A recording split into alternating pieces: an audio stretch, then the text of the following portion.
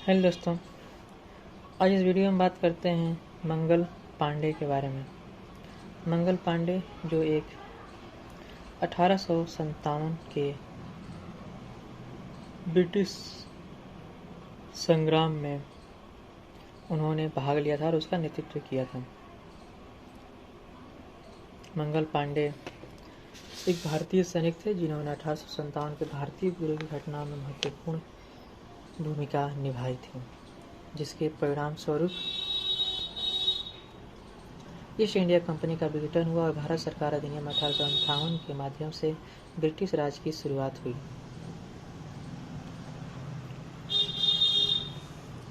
मंगल पांडे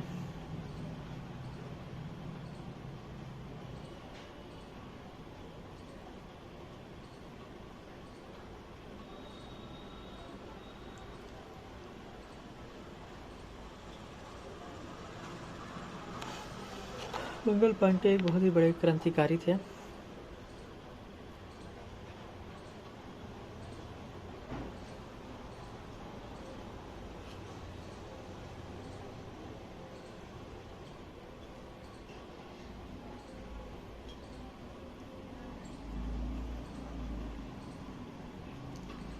मंगल पांडे की और बात करें तो मंगल पांडे ने अंग्रेजों के खिलाफ सबसे पहले उन्होंने विद्रोह किया था।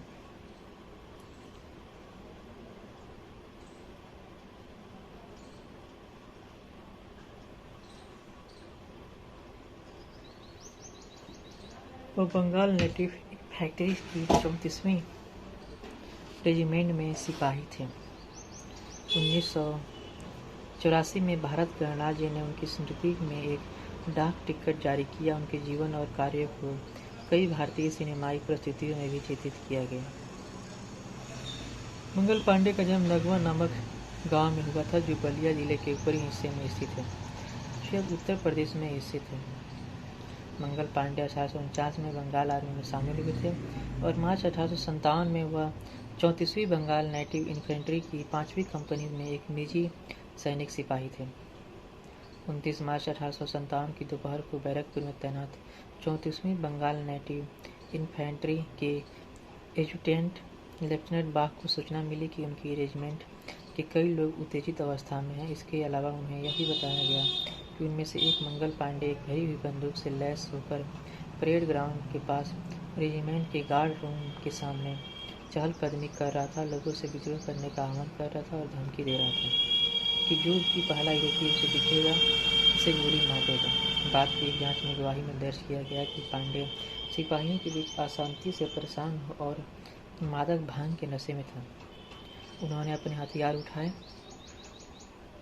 और यह जानने पर क्वार्टर गार्ड बिल्डिंग की ओर भागे कि छावनी के पास एक स्टीमर से ब्रिटिश सैनिकों की एक टुकड़ी उतर रही है।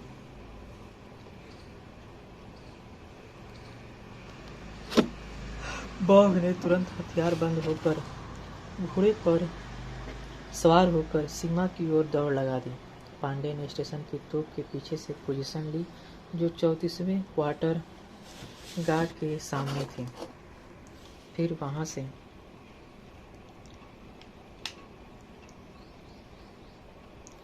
बॉब पर निशाना लगाया और गोली मार दी। वो बॉब को चूक गया, लेकिन गोली उसके घोड़े के पार्श्व में लगी, जिससे घोड़ा और उसका सवार दोनों गिर गए।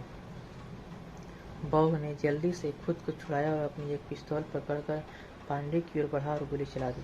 गोली चूक गई। इससे पहले कि बॉब अपनी तलवार निकाल पाता, पांडे ने उस पर तलवार से हमला कर दिया और सहायक के साथ मिलकर बॉब के कंधे और गर्दन पर वार कर उसे जमीन पर गिरा दिया। तभी एक अन्य सिपाही से पलटू ने हस्तक्षेप किया और पांडे को रोकने की कोशिश भी की, जबकि वह अपनी बंदूक फिर से लूट करने लगा था। हाइसन नाम का एक ब्रिटिश सार्जेंट मेजर एक भारतीय नायक के बुलाने पर बॉब से पहले परेड ग्राउंड पर पहुंचा था। हाइसन ने क्वार्टर गार्ड के भारतीय अधिकारी जमादार ईश्वरी प्रसाद को पांडे को गिरफ्तार करने का आदेश दिया था। इस पर जमादार ने कहा कि उसके एनसीयू मदद के लिए गए हैं और वह पांडे को अकेले नहीं ले जा सकता। जवाब में हेसुन ने ईश्वरी प्रसाद को लूट किए गए हथियारों के साथ गार्ड में गिरने का आदेश दिया। इस बीच बाघ वह कहाँ है चिल्लाते हुए मैदान पर आ गया था। जवाब में हेसुन ने बाघ को पुकारा और अपनी जान बचाने के लिए दाईं ओर चलो सर, सिपाही आप पर गोली चलाएगा। हेसन ने पांडे की ओर हमला किया था, जबकि वह लेफ्टिनेंट बाघ से लड़ रहे थे। पांडे का सामना करते समय पांडे की बंदूक से एक बार से हेसन पीछे से जमीन पर गिर गया था। गोलीबारी की आवाज़ सुनकर बैरकों से दूसरे सिपाही आ गए थे। वे मूक दर्शक बने रहे। इस मौके पर से एक पलटू ने 2 अंग्रेजों का बचाव करने की कोशिश करते हुए दूसरे सिपाहियों से उनकी मदद करने के लिए कहा। सिपाहियों द्वारा हमला किए जाने पर जिन्होंने उनकी पीठ पर पत्थर और जूते फेंके, शेख पलटू ने पांडे को पकड़ने में मदद करने के लिए गार्ड को बुलाया, लेकिन उन्होंने उसे गोली मारने की धमकी दी अगर उसने विद्रोहियों को नहीं छोड़ा तो।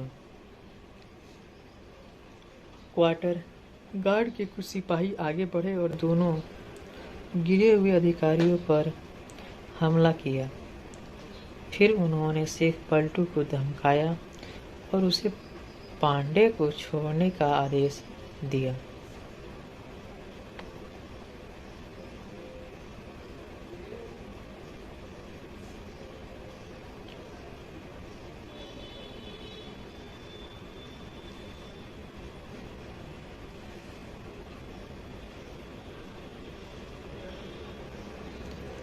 उसके बाद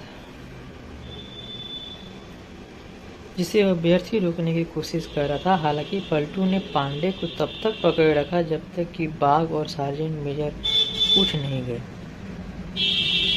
अब तक खुद घायल हो चुके पलटू को अपनी पकड़ ढीली करनी पड़ी। वह एक दिशा में पीछे हट गया और बाघ और हायसुन दूसरी दिशा में, जबकि गार्ड के बंदूकों के बट से उनका पर हमला किया जा रहा था।